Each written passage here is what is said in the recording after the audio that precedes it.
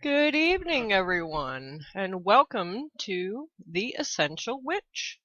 I'm hoping that I'm broadcasting really well, so if someone in the chat room can let me know that I am broadcasting, that would be great. Because this is the first show, the debut show of this, so hopefully everyone can hear me very well, as that's what I'm shooting for. This first show is basically going to be an introduction so I can speak to you guys and let you know what I do and as well as what this show is going to be about.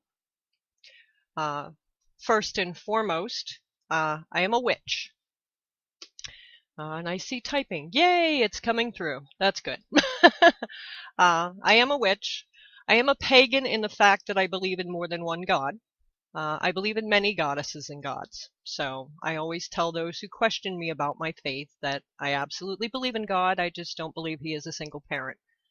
I do not follow any specific path. I'm not Wiccan, shaman, Celtic, all of those. I've always traveled a little bit of a crooked path, so to speak. Imagine yourself walking through a forest on a designated path and then you hear or see something off to the side of you with no path going to where it is. Yeah, that's the path that I choose. I make my own paths.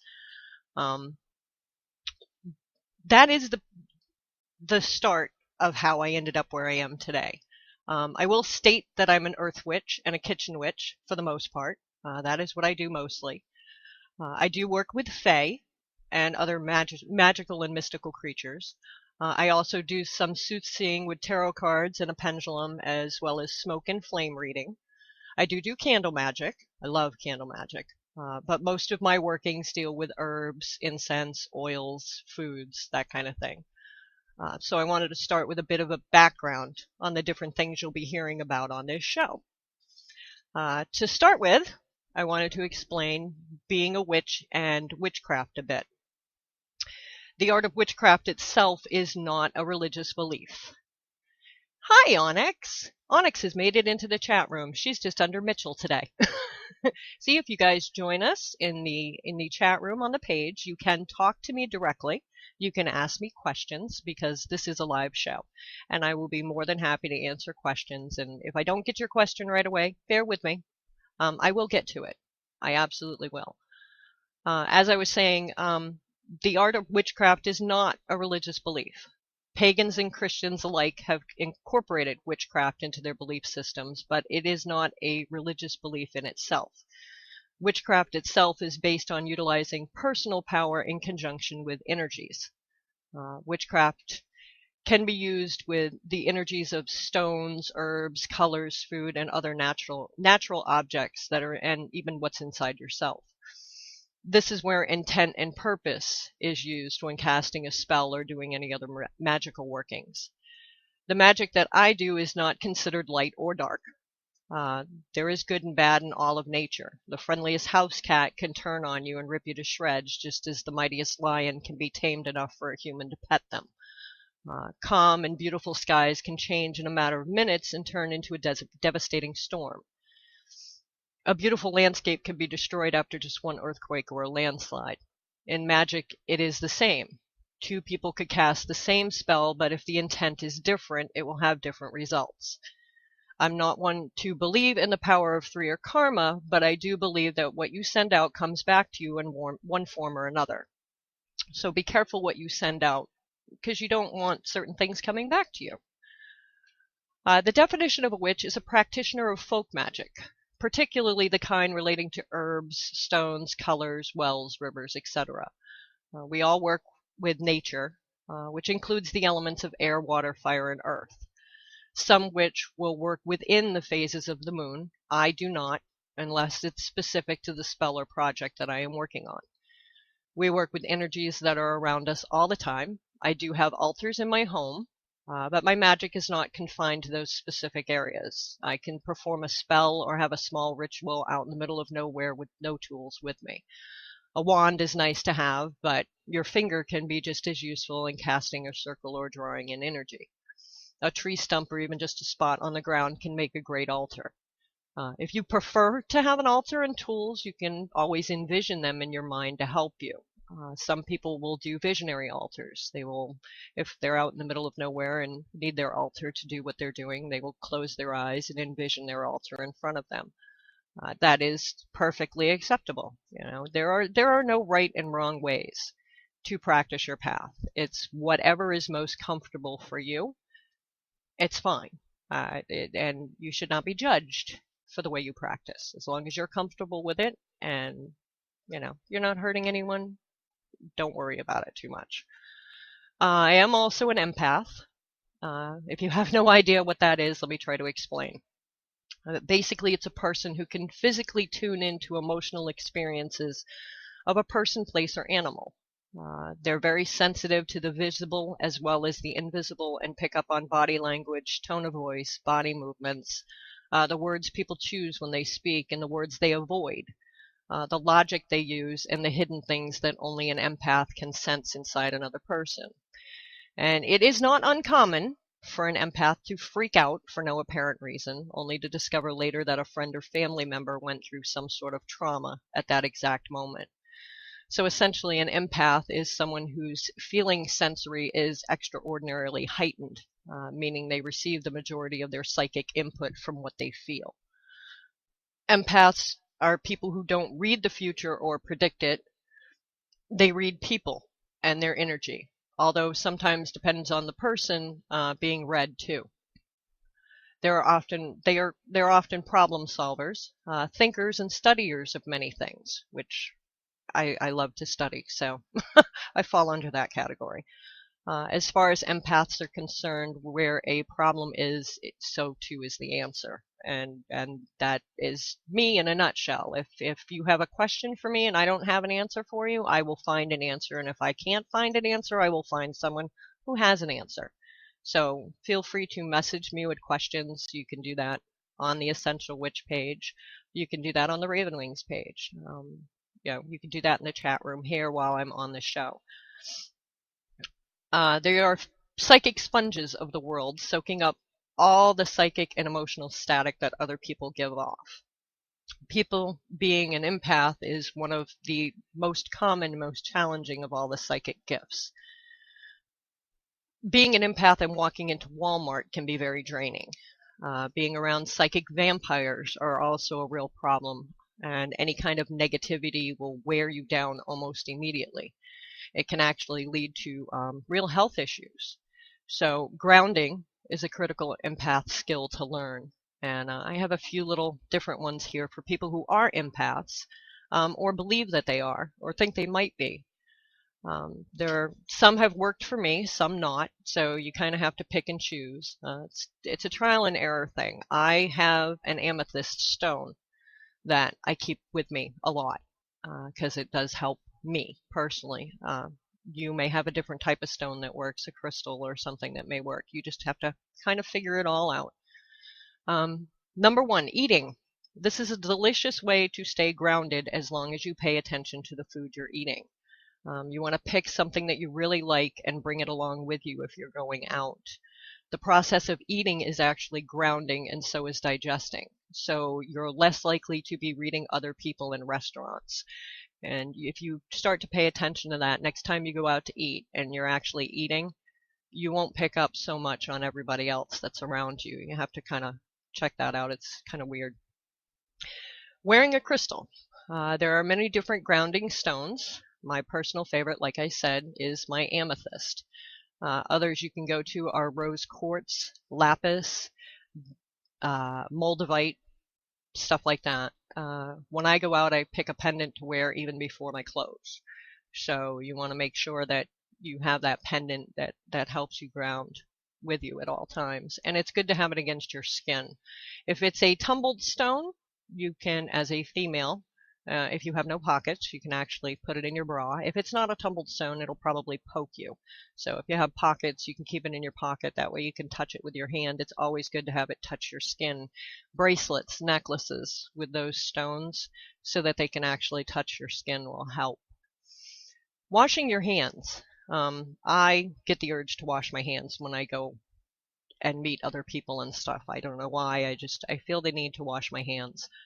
It is also a great way to make sure that the energy that they have is not sticking to you and keeping your own energy from flowing. Plus, it's not a bad idea with cold and flu season. So, washing your hands is always good. You can use visualizations. Imagine that you're growing roots from the bottom of your feet. The roots keep reaching deeper into the earth. They're flexible too, so you can lift your feet and the roots will follow you. You want to try this at home first, and then you'll be able to do it while you're carrying on a conversation as well. Oils and incense are another great use for this. The use of plant oils, incense, and other aromatics for grounding date back to ancient civilizations.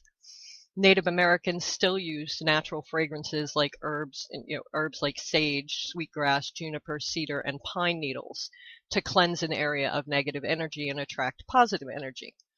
Sage, especially, is made into bundles called smudge sticks, which give off an incense-like smoke, which is said to clear the air of negative energy. As long as it's 100% naturally derived, any oil or incense can provide grounding. Essential oils are great when you're on the go. Natural incense and resins are great for burning in any room of your house.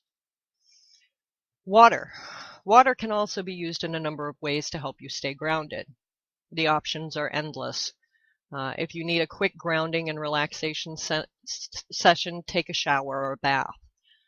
Just focus how the water feels on your body. It's kind of like dancing in the rain when you were little and stomping around in puddles. If you live near a body of water, you can go for a swim or just sit near the water and reflect upon your thoughts. Water can also be used as an element in your home decor features. You can try setting up a mini water fountain near your workspace for continuous grounding throughout the day. Excuse me. Meditation and reflection. This one's always been hard for me. I will be the first to admit that it's very difficult for me to meditate. My brain never stops. So it is a difficult process, but I'm told that if I keep at it, it will get easier. So keep at it and it'll get easier. Whether it's nature or the comfort of your own home, taking time to gather, organize, and clear your thoughts is important. It's doubly important for an empath because the amount of unfiltered raw emotions you can sometimes take in. All of the emotions can feel confusing and jumbled with the rest of your thoughts. It's also an easy to get your emotions mixed up with those of others. I've had that happen, and it's not pleasant. So take your time to filter out what's yours and own what is yours, and get rid of the rest that isn't yours. If you're feeling emotionally stressed, you can try taking some time out of your day and asking yourself the following questions. How am I feeling? What is going on in my life right now that may be causing me to feel negative? Have I been around any negative people or situations lately? How are these feelings serving me? What feelings can I let go of, and which ones are mine to own? Write down your thoughts if you need to, just to figure out what's going on and why you're feeling this confused. Communing with nature. Of course, if you have time and a favorite spot in mind, getting out into nature is one of the best ways to ground yourself, preferably if it's a quiet location by yourself. It sounds weird at first, but you can use nature as a sounding board for your thoughts. If nobody is around to hear you, say whatever you need to say out loud. Try your best to experience the nature surrounding you within all of your senses, your seeing, your hearing, your taste, smell, and feel. If you never spent that much time communing with nature, you're in for a treat, because it is amazing when you take the time to let all your senses actually feel it and taste it and touch it, and it is good. Love nature. Depending on the time of year and your location, don't forget to grab some natural bug spray and sunscreens, and dress for the weather and take into account any seasonal allergies you might have. Although nature is great, she still can be a little harsh to humans at times.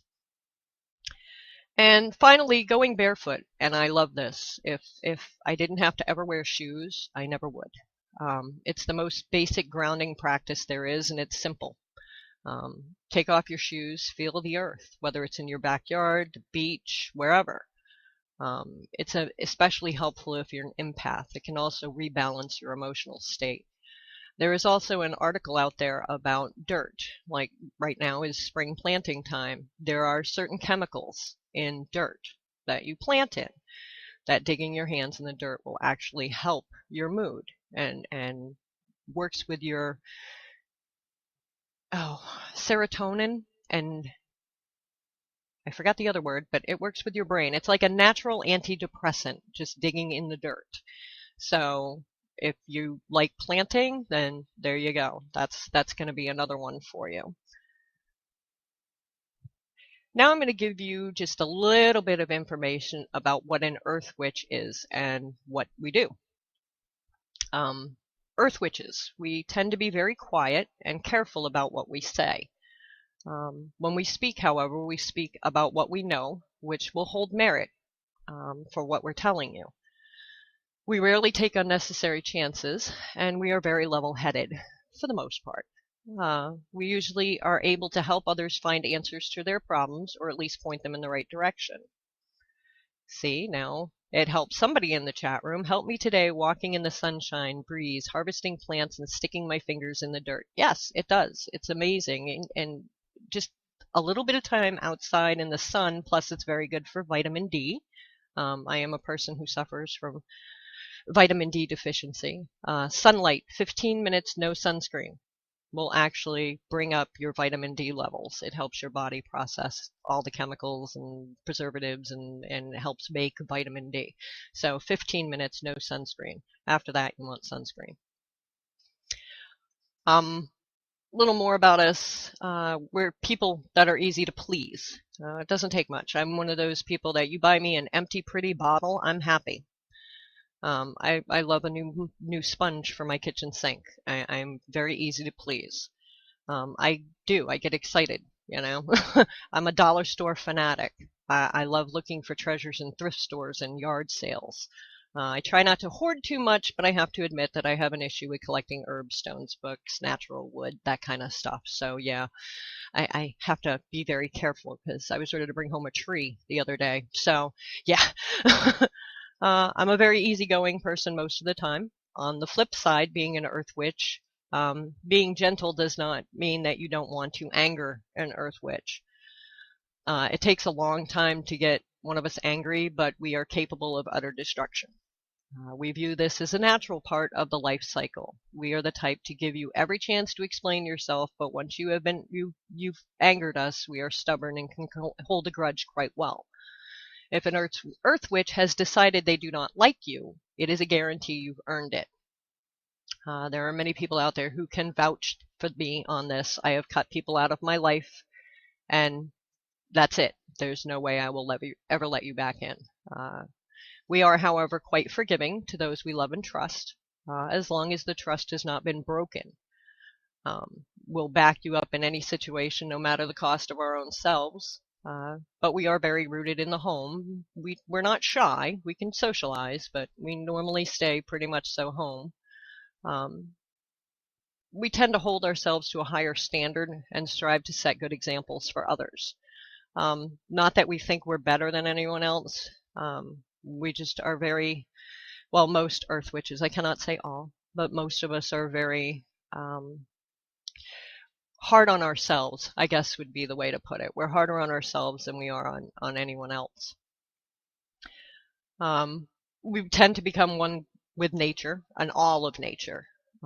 We have a tendency to become slow to movement, all in good time, is a famous motto for an earth witch. And we've learned over time that magic is not like TVs and the movies. It's not always instantaneous.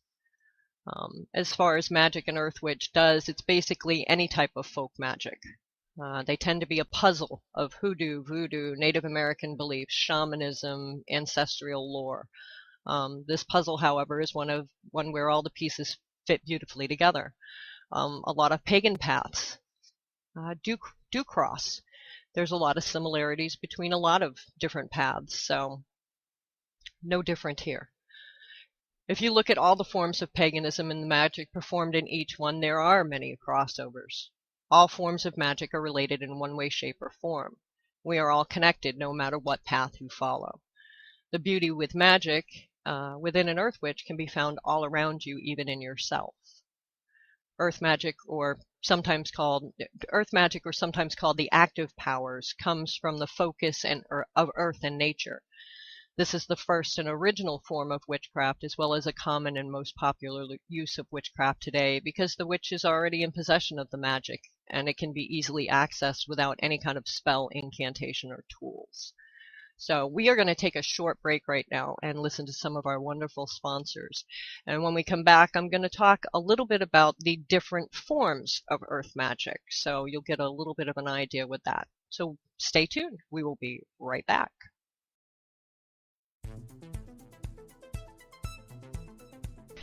Since 2014, the Pagan Business Network has been building resources by bringing together pagan-owned and pagan-friendly businesses. With multiple resources available, it doesn't matter if you're an artisan, musician, vendor, author, publishing company, blogger, podcaster, event planner, or any other organization. We have the resources here to help you succeed.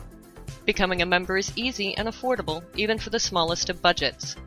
With your membership, you will get Business Spotlight, which is an article written in an interview style, complete with details and photos. Social media sharing through the Pagan Business Network. A blog roll. A membership card for discounts at participating businesses. You'll also get discounts on tickets to all Pagan Business Network events, and so much more. You can check us out at paganbusinessnetwork.com for more information.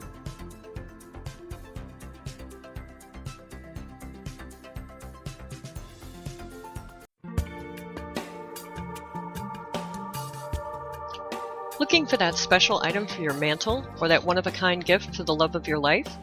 Visit us at Sleeping Griffin. We offer many items from pyrography to metaphysical supplies. Choose one of our regular designs on a keepsake box, crystal grid, or even design your own. Need a little help with your practice? Choose from our selection of organic, hand-mixed binding salts. Come and see our Etsy shop at Sleeping Griffin, or visit our website at sleepinggriffin.net. where spirituality and functionality come together.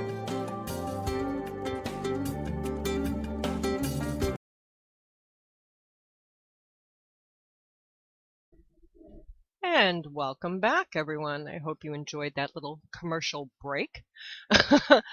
You are listening to The Essential Witch. I am your host, Ravenwings, and this is the debut show. And tonight what I'm talking about is just basically what I do, who I am, how I practice, so you guys will have an idea of what you'll hear on this show. I did say we were going to start with, the different forms of earth magic. There are a few.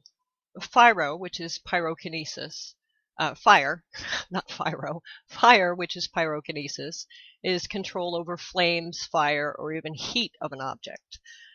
Fire is associated with strong and bold emotions such as anger, rage, and passion. This can actually be dangerous when concentrating and should be only attempted when you feel comfortable working with fire and you're in a safe area with no distractions. Air, which is aerokinesis, controls over gusts of wind of air, or air. Also used in weather magic. I do a little bit of weather magic, which I'm going to start doing around here because Maine has gotten way too much snow. It's April and we're still getting snow. This is a form that's sometimes used to cleanse an environment as well. Air is associated with whole, strong-willed emotions. Water is hydrokinesis. This is control over liquids and bodies of water. It's not used very often, but it can be used to restore plants, trees, and flowers, and water is associated with calm, soothing feelings. Earth is geokinesis. This is control over minerals and earth movements. This is the most powerful and dangerous magic you can use. This can actually cause earthquakes, tremors, eruptions, and more. This takes a great deal of training and skill. Earth is associated with strength, power, and firmness. And finally, movement. This is telekinesis. While this doesn't directly involve the earth, it does represent all the things moving and continuing.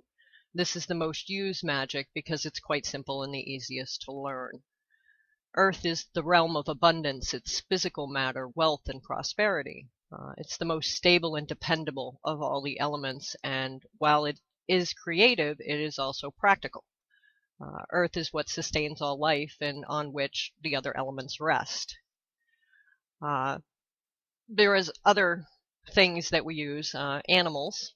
You can work with ants, bears, bisons, bulls, burrowing animals, all kinds of animals. We work with every kind of animal. Your plants, cedar, cypress, comfrey, dry plants, evergreens, grains, sage, redwood, patchouli, all your herbs and plants. Your gemstones, which would be azurite, amethyst, crystals, quartz, azures, peridots, all those. Your metals of iron, lead, etc. We do work with goddesses and gods and rulers, such as Pan. I work with Pan and Diana mostly, but I do work with Egyptian goddesses if I have something that has an Egyptian feel to it. I will work with Celtic if I'm working with something that has a Celtic feel with it. I don't worship the goddesses, I honor them. So it's a little different than, what a lot of people work with. But I also work with the Fae. I work with trolls, dragons, unicorns, phoenixes. I also work with mystical creatures as well. So symbols, we work with symbols, we work with directions, we work with colors, magical tools, energies, a lot of energy work with earth witches and kitchen witches. We do a lot of energy work and a lot of touch work. Your senses through touch are a big deal that we work with as well. Excuse me. Different types of magic would be binding, gardening is actually a form of magic, grounding, image, magnet stones, trees, knot spells.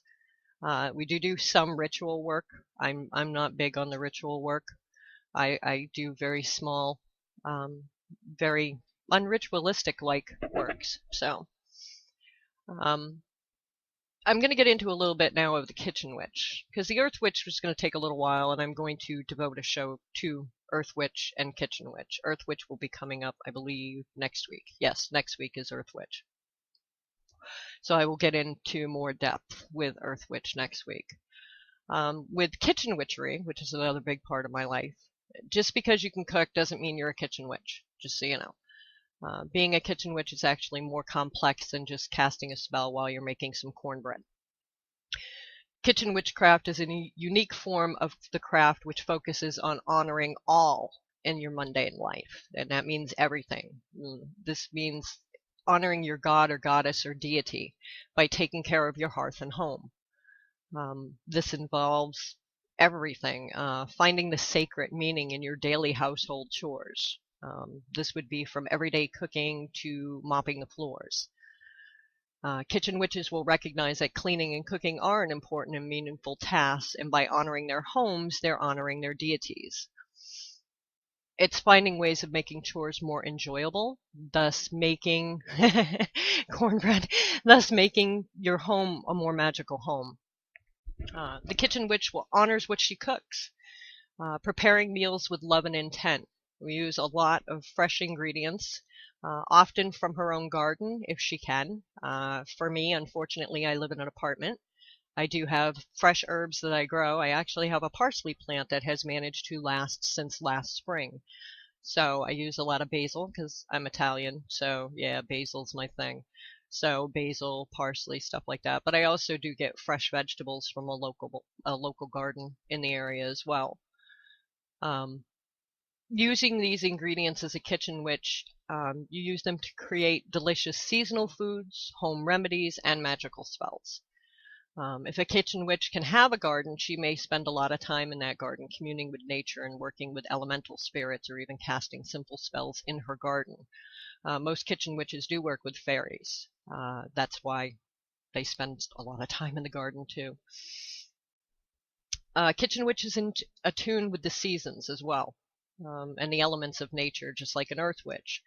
They tend to grow and eat foods in the season to honor the wheel of the year by making festivals, solstices, and equinoxes, although they don't normally adhere to a specific rule or ritual.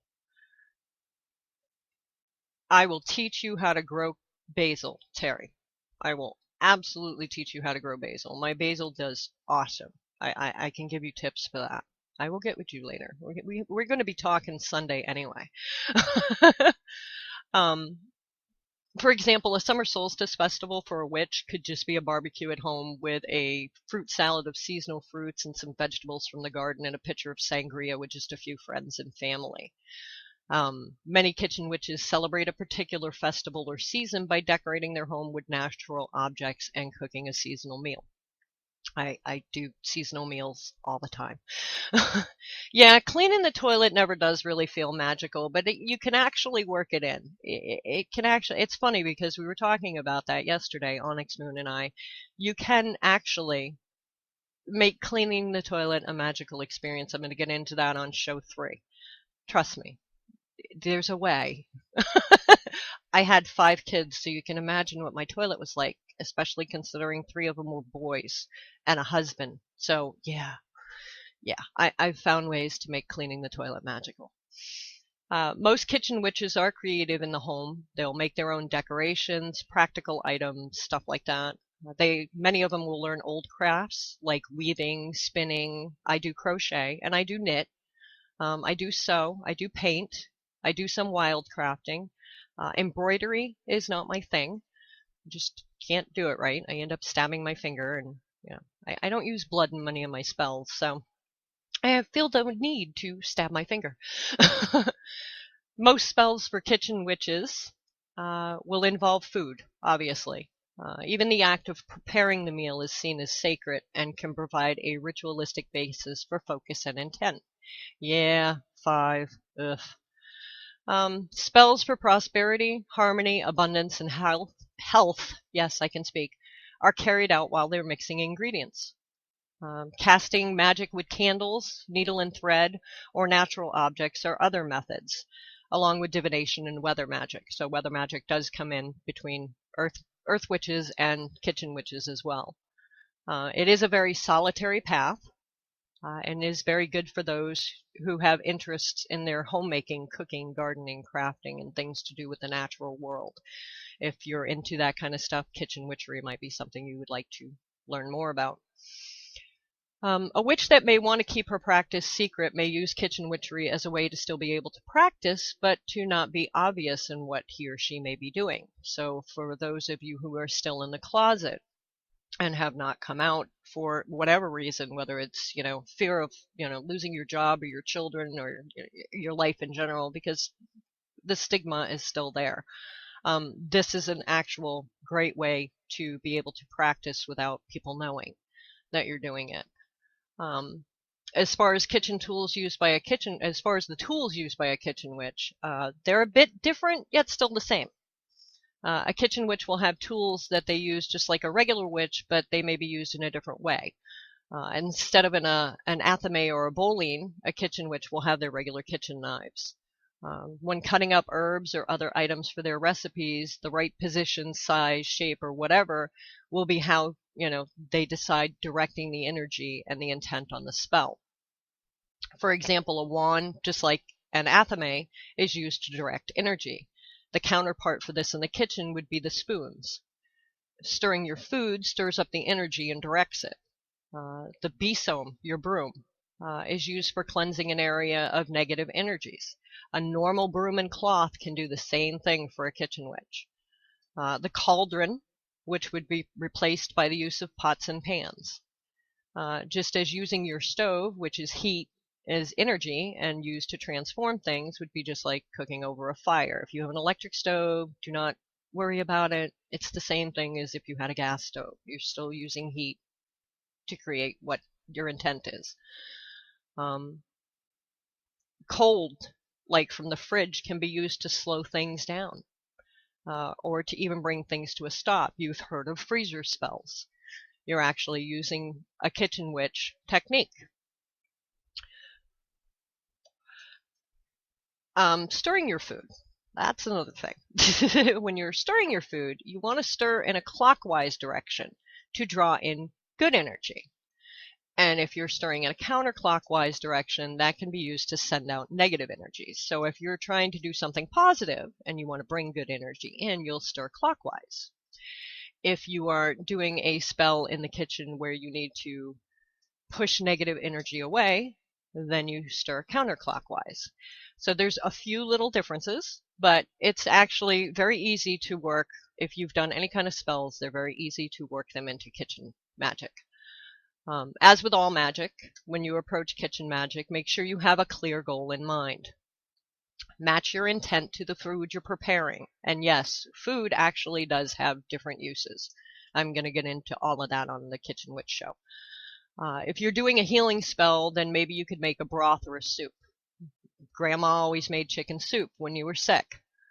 Well, back in the days, that actually was a healing spell. That chicken soup was a healing spell. Cupcakes are good for luck. Colors have their own strong associations in the kitchen as well. Like a pink cupcake could be used for love, and a green cupcake could be used for luck. I wanted to give you a small list of some different magical ingredients for kitchen magic. Most herbs, as long as you can eat them safely, will have the same meaning in kitchen magic as they would using them in, say, like a poppet or a dream pillow. But a few of the staples for the kitchen are sage. Sage is used for wisdom. Peppermint. Peppermint is great aid for sleep. So if you want to make yourself a cup of tea, and let's say you don't have any peppermint around, but you have a candy cane left over from Christmas, stir your tea with the candy cane. The peppermint will actually help you sleep. Paprika. I love paprika, especially smoked. Is great for overcoming obstacles, if you're doing a spell that's overcoming obstacles. Garlic for protection, always. Rosemary for everything. Rosemary is the ultimate go-to herb, can be substituted for anything. But for kitchen magic, it is especially great for anything you're going to do for love spells. Apple. Apple is also good for love. I have to make sure I have them cooked because raw apples I'm allergic to, but apples are great for love. So if you want to do a love spell where it's not going to do any harm to anyone else or do anything against their will, an apple pie would be a good idea. You could throw a little rosemary in it too. And yes, more excuses to eat cupcakes. Exactly, Terry. Lavender. Lavender is great for relaxation. Banana is good for fertility. Now, if you are trying to get pregnant, start eating bananas. Start making banana pancakes, put bananas in your cereal, have it in your yogurt. Cinnamon for success. And cinnamon is also one of those great, throw that in there and it will power up a spell already. It's a good power herb to use to any spell. When you're preparing and cooking your meal, you want to keep the goal in the back of your mind. You always have to have the intent there. Never stir with a knife because it's considered bad luck. When you're presenting your dish, this is the easiest time to add your personal touches. You can add fresh herbs to garnish a soup or a stew. A ribbon can decorate a cake, and icing sugar can be used to draw a symbol on it even. Cookie cutters in the shape of a crescent moon and stars can be used and fun to play with as well. Or in the shape of a heart if you wanted to make cookies that were for a love potion. You can even make your own versions of poppets or voodoo dolls by using a gingerbread man cookie cutter. So if you want to make a poppet that you're doing a binding with or something, there you go. You can use your cookie cutter and make some gingerbread cookies. So, you gotta love that. Colored candle can always be used at the table where the meal is being served as well. Use a colored candle for your centerpiece. Foods to inspire self-confidence may have lots of orange, reds, and yellow colors to them, or be flavored with chili peppers.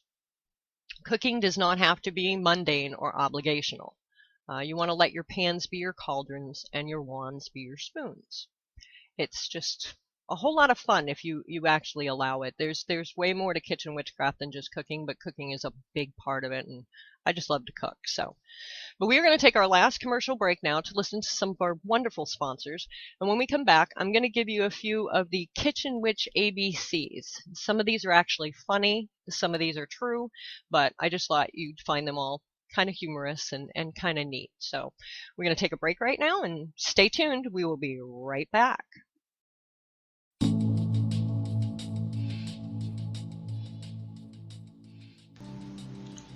Are you looking for something special? For something more than mass-produced and ineffective magical wares? Then let me tell you about Beau Magique. With their wonderfully unique magical wares carefully handcrafted in small batches. From her charged waters using artisan well water gathered under the full moon, to their authentically crafted conjure and anointing oils, powders, and more.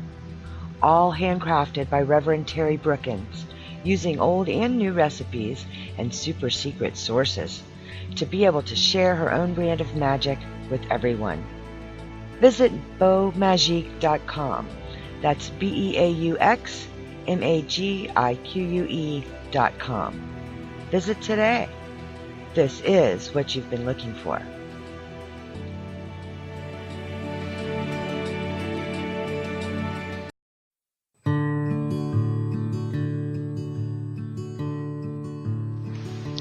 Hearthside Handmade offers unique, high-quality ritual tools, headpieces, jewelry, and decorative items. Each piece is individually handcrafted with reclaimed metal, bone, wood, and stone. You can check them out at their Facebook page at www.facebook.com/Hearthside Handmade.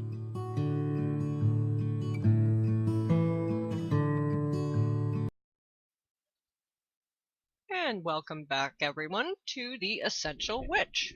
And we have been doing this debut show about a little bit about earth magic and empaths and kitchen witchery, but it's going to get a lot more interesting as we go along. Next week I will be talking about earth magic in more detail. The week after I will be doing kitchen magic in more detail. And then at the end of the month, on the 28th, I will be doing a special show for Beltane to give you some solitary ideas on how to celebrate the holiday without having to go crazy and having to do all these things that that you see in books for rituals and everything else. I'm going to give you some practical ideas that you can use as well. So that should be a fun show. And then next month we will have a hoodoo show. So should be a good time. You guys have to stay tuned every Thursday night. Come and listen to me ramble.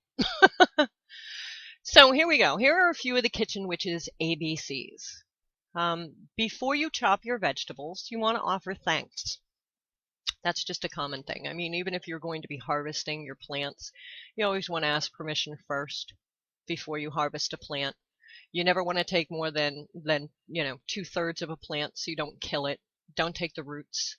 The roots are what kills the plants, unless you have to, if it's an absolute need. But if you do have to do that, try to replant the plant, another plant to replace it. Always stir in a clockwise motion, unless you're trying to dispel negative energy. Cut mindfully and gratefully. Be thankful when you have the vegetables or the meat or whatever it is you're cutting up. Be thankful you have it. There are a lot of people out there that don't. So be thankful for what you have and grateful. Do all your preparations in a loving spirit. Do not try to do spells or cook when you're angry. Not a good idea. Energize your food with good thoughts. You can do this with plants as well, helping plants grow. I will be talking about seed blessings and stuff on how you can do seed blessings for your seeds in an upcoming show. Feast gratefully. That does not mean you have to say, grace before you eat. But be thankful. It's back to the be thankful thing for what you have. Give and share what you can spare. And that does not mean just, okay, I've made some food, I'm going to leave some out for the fae, or I'm, leaving this out for my goddess, or whatever the case may be. If you have more to spare, and you have a place that you can donate, or if you can help out in a soup kitchen, or whatever you can do to help out your community and others, do it. That is a big part of it. I volunteer over the summer to help with our local vegetable garden. They pass out free vegetables that were grown in the garden to anyone. It does not matter what your wages are, how much money you have, it doesn't matter. They want to see everybody eating healthier. So they do a little cooking show that lasts about a half an hour. And then they pass out free vegetables for everyone. And I help out with that every year because it's just good to see and know that people are eating better. Home and hearth are sacred. I do not cast circles. I've never been a circle caster. I've never had the need to do that. I can protect myself. I work with a protection over myself, which I'll get into in another show, but it's very difficult if you're doing kitchen magic to do a circle around your kitchen. So just remember that, your home and your hearth are sacred. Negativity stays on the outside of my door. If you come to my house and you're here negatively, you're not coming in. Negativity stays outside. My home and my kitchen are sacred. These are my sanctuaries. I love to be able to come home. That's a big deal for me. Make sure that, your kindness shows when you're serving food. Yes, and circles really aren't for everybody. A lot of people don't do so. If you do, great. And if you can find a way to do that in your kitchen magic, more power to you. Me personally, I can't do it. Love goes into every dish. Make sure that you have some sort of love, even if it's friendship love, going into that dish. Love what you're doing. Enjoy what you're doing. If you're not enjoying what you're doing, the love is not going to be in that dish.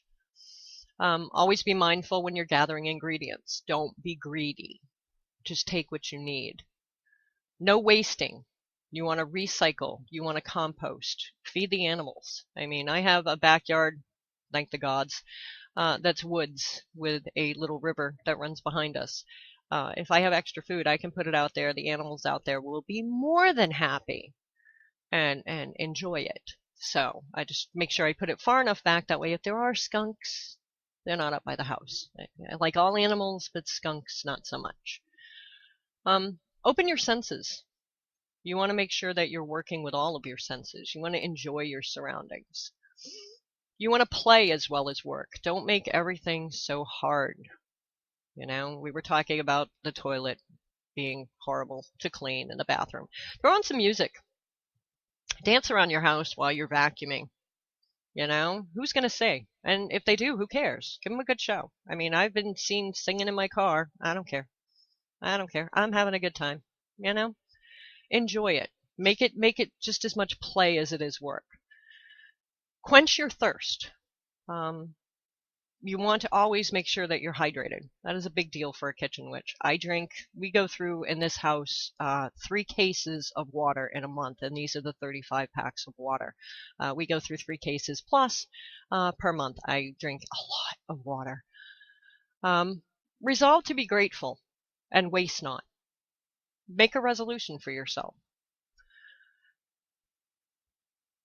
Start to smell fragrances and anticipate flavors. That is a great way to work as a kitchen witch. Use those herbs. Smell those herbs. Start to learn what an herb is without even reading the package. If you can smell an herb and tell what it is, it's just an amazing thing. I love basil, any kind of basil, and there are several different kinds you can grow. And I love the smell. It's the smell of the basil. I have parsley that's so strong right now of a smell. You can actually smell the plant. And parsley is not normally a very aromatic plant. But if you take the time to learn what each one of these smell like before cooking and after cooking, it's really kind of neat. It's a whole lot of fun. Use your utensils carefully and then clean up. Always keep your knives sharp. You want to keep your knives sharp. Very, very sharp. And be careful with your fingers. Be very careful when you're cutting. Value the time spent with your loved ones. You never know when they're not going to be there again. So anytime you get to spend with people you love and care about, and that's not just family, that's friends as well. Value that time because they could be gone tomorrow. When possible, grow and harvest your own food. Obviously, that's a great idea. We should all be doing that. Extra food is for creative recombing, or as I put it, the leftover thing. Roger will ask me, "What are we having for dinner?" I'm like, "Don't know yet, but I'm working on it." It's the kitchen sink. It's whatever I find in the fridge. I throw it together. I make something out of it, and it normally comes out really good. I've had a couple that I had to throw away, but other than that, they came out really. There was a couple I wouldn't even feed to animals, but for the most part, start to use your creative senses. You'll learn that you can mix things together that you never thought you could. Yearly rituals and feast building traditions. You can start building traditions, your own traditions, whether it's just a family barbecue that you throw every year. Just make it your own, make it your ritual. You guys get together for Christmas or Yule. You can do something with that and make that a tradition. My kids, after they grew up and moved out, they all have families of their own now. So we do it before Christmas, and I'm Italian, so we do the Feast of the Seven Fishes. I would make the Feast of the Seven Fishes. We'd have 7 different kind of fish. The family would get together the weekend before Christmas, and we would all exchange gifts and do our thing. And that way on Christmas Day, they could go to their significant others' families or whatever the case may be, stay home. Build your own traditions. They do not have to be built around the wheel of the year, the calendar. Build your own. Zestful living in every area should be your goal. You want to love every aspect of your life. Don't get me wrong, you're going to have days that are just like, oh, but try to make every aspect of your life enjoyable. Other ways you can bring magic into your kitchen. This would be as you become more aware of what it's like to live magically and more in tune with your own actions and activities. You may at some point in time realize that your kitchen is not really a magical one. There are a number of things you can do to enhance the magical atmosphere in your kitchen. So I'm going to give you some ideas. Yes, and leftovers can go for lunch the next day, too. That works well, too. Sorry, reading the chat room. Some of the ways that you can get started would be to have a kitchen altar. The stovetop is today's equivalent for your hearth fire of old. This is where most of your food prep is done. You can create a small altar with items that can be moved as needed. You could add a statue of a home or hearth goddess, a cauldron, or a candle. If you like, you could paint a trivet with symbols of your tradition on it. You can make sure your herbs are readily accessible. If you cook with them, display them in decorative jars. Make sure that they're not sitting in direct sunlight, though, or they lose all their potency. If possible, have live plants in pots to use during the year. Keep fresh vegetables on hand as well. You can read up on practices like Feng Shui. This way you can optimize your workspace for maximum efficiency, both spiritually and practically. Keep the space clean. Much like any other space that you have physical cleanliness, sacred space, physical cleanliness maintains spiritual cleanliness. It's hard to find balance in a place that is cluttered and chaotic. Make sure your countertops are wiped down after each meal. Keep the sink free of the dirty dishes. Organize your cupboards so they're easier to get to your stuff, and shelves so that it's easier for you to get to use. Put the things that you use most often in the easiest places for you to get them. Put those things that you don't use very often in, on top of the fridge or in the bottom cabinet where you don't have to worry about it as much. Paint the walls in a color that's, comforting and happy. Live plants reason me. Frankenflower. Ooh, I have to hear that story. There is a story about Frankenflower. Sunday we'll hear about Frankenflower. Paint your walls. If your house still has that 1970s metallic flecked wallpaper in the kitchen, it's time to get it out of there. Choose a color that makes you and your family feel good. Earth tones are soothing, yellows are happy and bright, and green brings prosperity and abundance. My kitchen at my old apartment was purple. I actually had it painted a light shade of purple. Reason being is my whole kitchen is done in a wine and grape motif. So the light purple worked really well. You also want to keep cookbooks and recipes organized where you can find them. You might want to even have a special book of magical recipes that you keep separate from your regular book of shadows, if you have a book of shadows. I actually do have a separate book. It's called the Book of Swallows. That is my recipe book. I named that one myself. You can also incorporate magical practices into your cooking. Consider some of these things when you are. When stirring a recipe and you're stirring in a clockwise or counterclockwise direction, depending on the goal that you wish to achieve. If you're making a sandwich, this is how easy this magic is. Spread your condiment like mustard in a single for your purpose. So let's say you're making a sandwich for prosperity. Do it in the shape of a $sign. You know, it's that easy. When you bake bread, add herbs or spices that correspond to your magical needs. If you're baking a cornbread, because I know Terry loves cornbread. If you're making a cornbread, add dill if you want prosperity. Add rosemary if you want money. And believe it or not, dill and rosemary in cornbread actually taste really good. I found this out through trial and error, but it does taste really good. Although kitchen witchery, I can speak, is rapidly becoming a popular term, it's hardly a new concept. Get your kitchen cleaned and organized, and you'll be well on your way to a successful path as a kitchen witch. I also wanted to add a little bit of fun into this. A little green relish for abundance. Yes, you could do that. Why not? Most pagans have their Book of Shadows that we were talking about. If you're a kitchen witch, you'll have a similar book. The difference being that this book is for foods as well as spells, tonics, potions, that kind of thing. If you make soaps, you can put that in there. There are some different names you could call it. Like I said, mine is the Book of Swallows.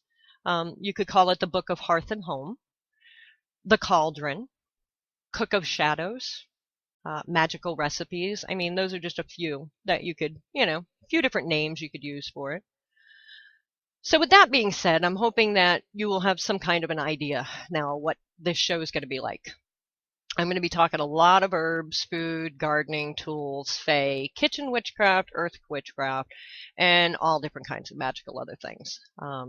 Tonight's show was just to get a bit of an explanation for the way that I practice so that you would know what to look forward to. If you have questions, you can, there's a ton of ways you can get a hold of me.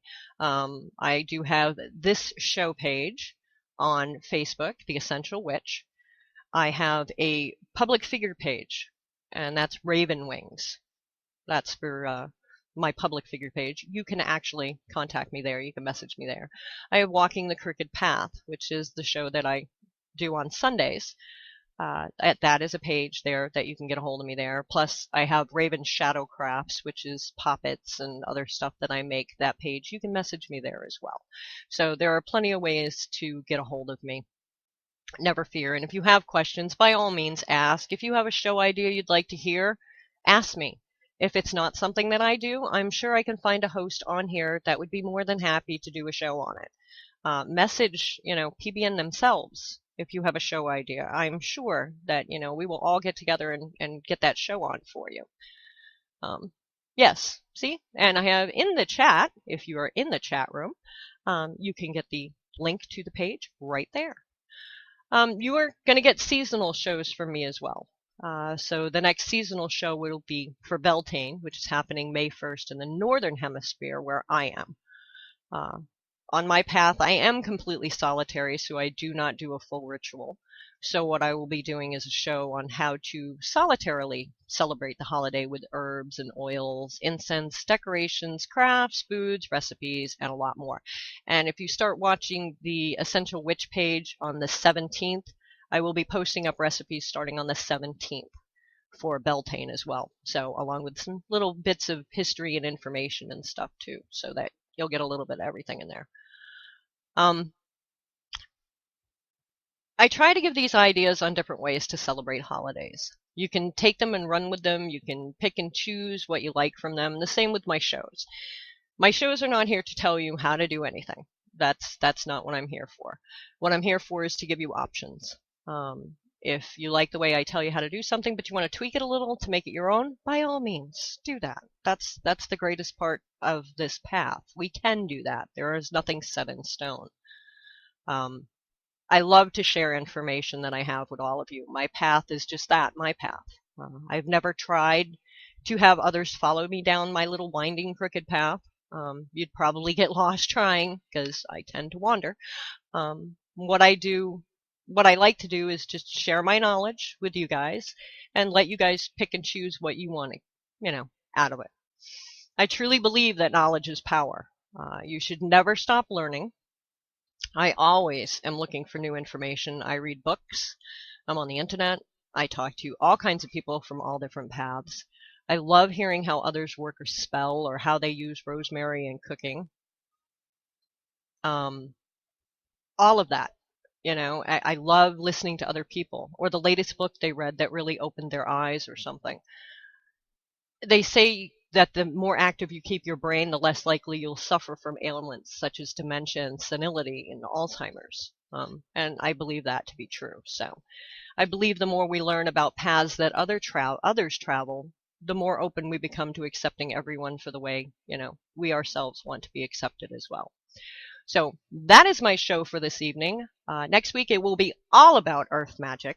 So you will get to learn all kinds of new things about earth magic. So tune in next week, 7 p.m. Thursday, same bat time, same bat channel. And I will be here just blabbering away all over again. Thank you all for listening. Thank you all in the chat room for coming in and talking to me, and have a wonderful night.